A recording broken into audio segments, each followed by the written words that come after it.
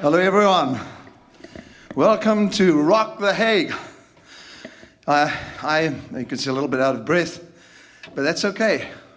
Still got it in me. It's good to be with you. Thank you so much for having me, and welcome. Please feel welcome to a very, very special event. I want to thank you, John, for putting this together, and for many of you that worked so hard to make this a special event.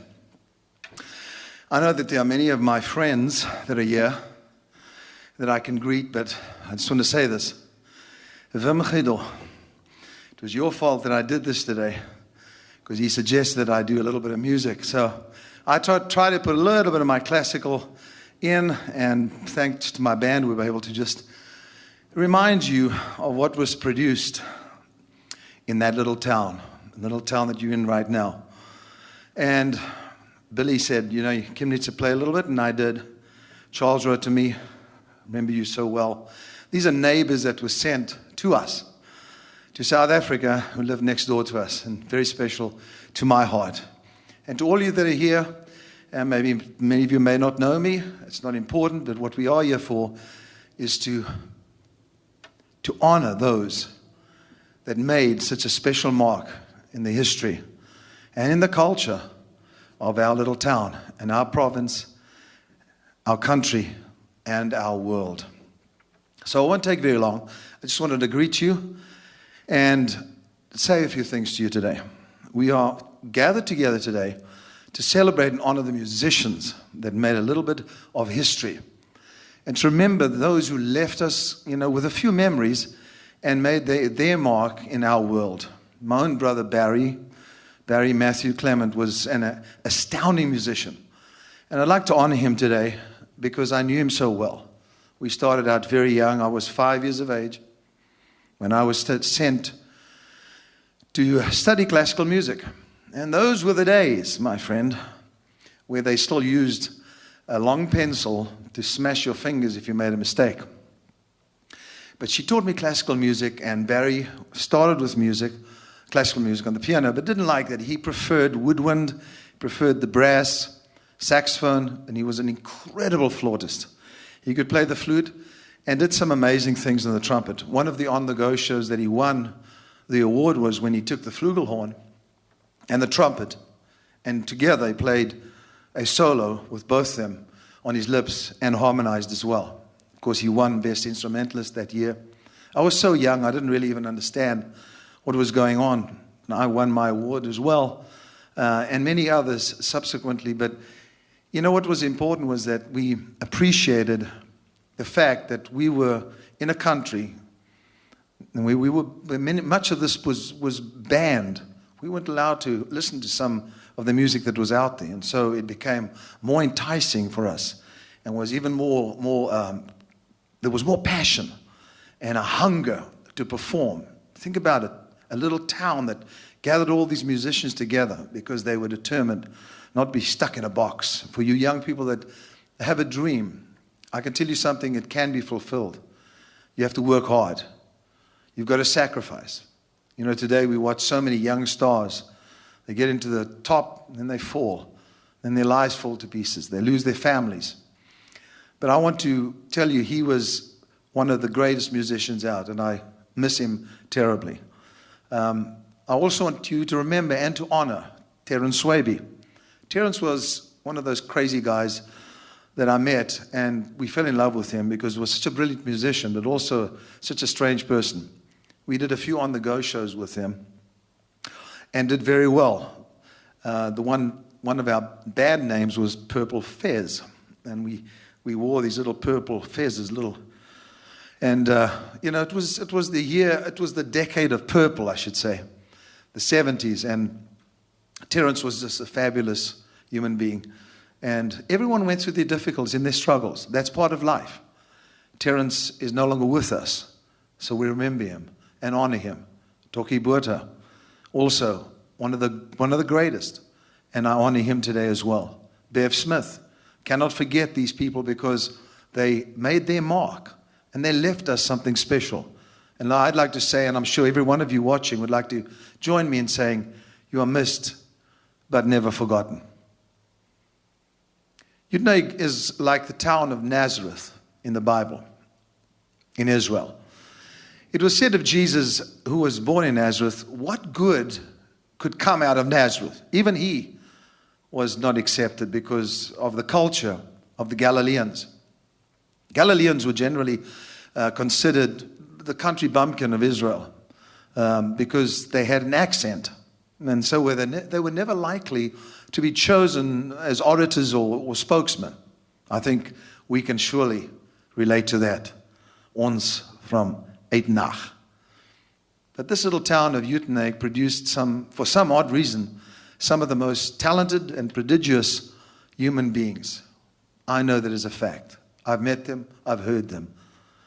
With an amalgamation of cultures ranging from the Netherlands, Italy, the United Kingdom, China, and then the formidable conservative citizens of The Hague, and most importantly, the Africans and what they call the coloreds.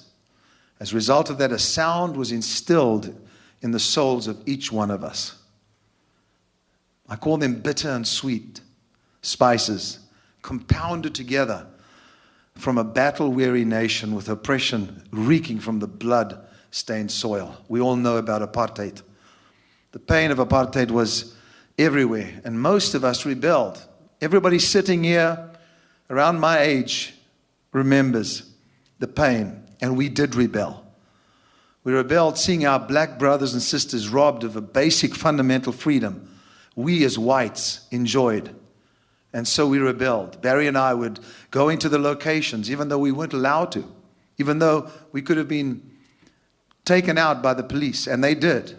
I had a few whippings from police myself, because we would end up in these locations to admire and to learn from the musicians, their natural way of playing and their dancing. But specifically, we went into a region where the coloreds were separated, and we used to listen and learn from a band called The Invaders.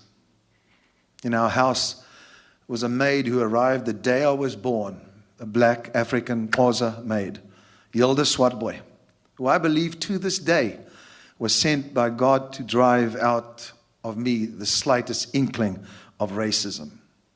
I used the word kafir only one time at the age of 7, and I found a 220-pound knee pressing down on me.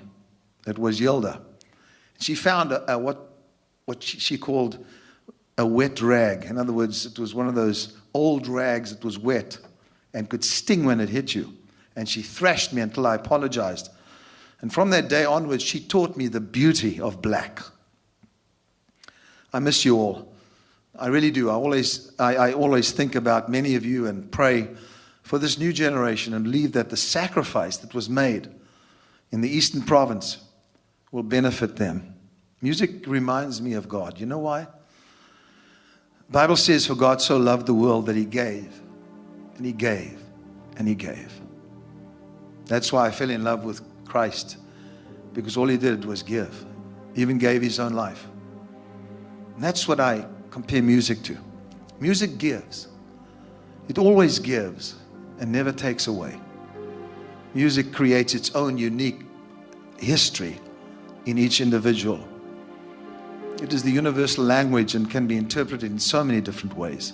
Music is as ancient as God Himself and was around before the earth found its way to our spirits. Music will create a curve on the mouth called a smile that sets everything straight. Bob Marley said, one good thing about music, when it hits you, you feel no pain. Music creates a place of refuge to where you can crawl into the space between the notes and breathe. That's what music does. It helps you to breathe. You know what else? Music doesn't lie. Jimi Hendrix said, if there is something to be changed in this world, then it can only happen through music.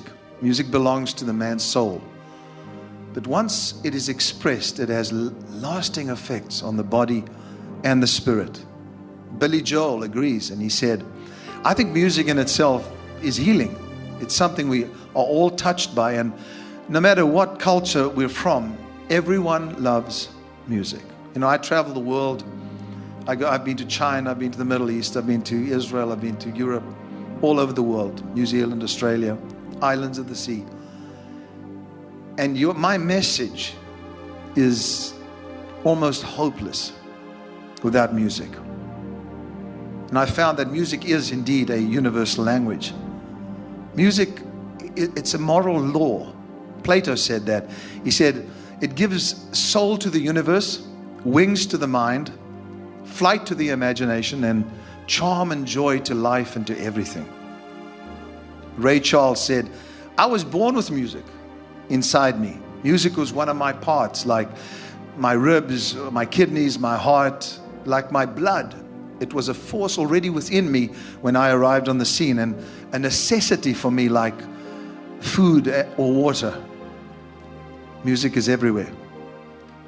I'm not telling you anything new.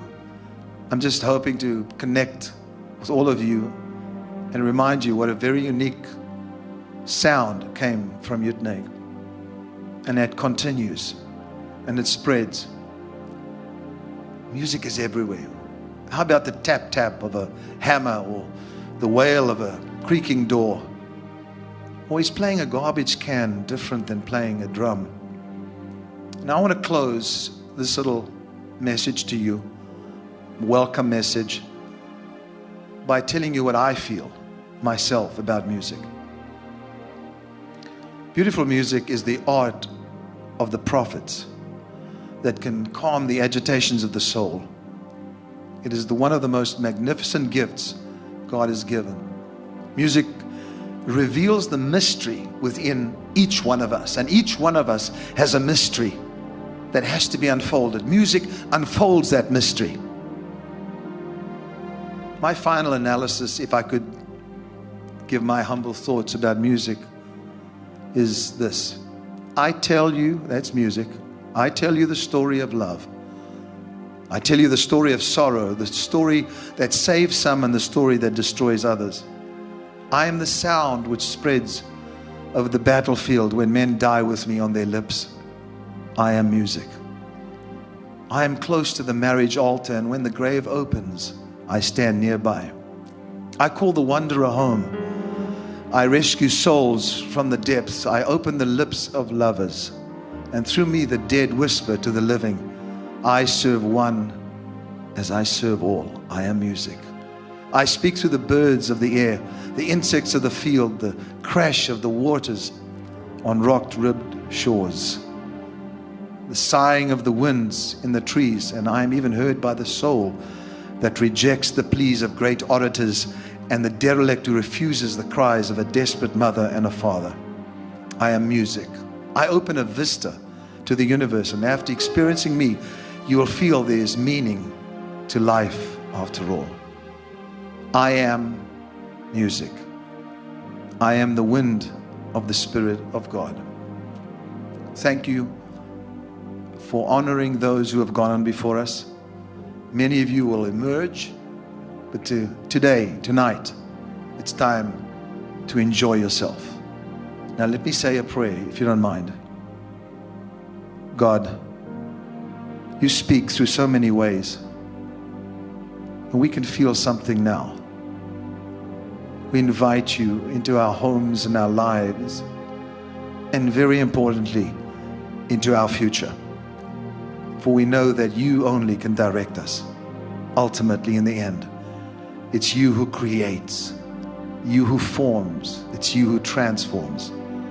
We invite you into our hearts and lives today. Amen.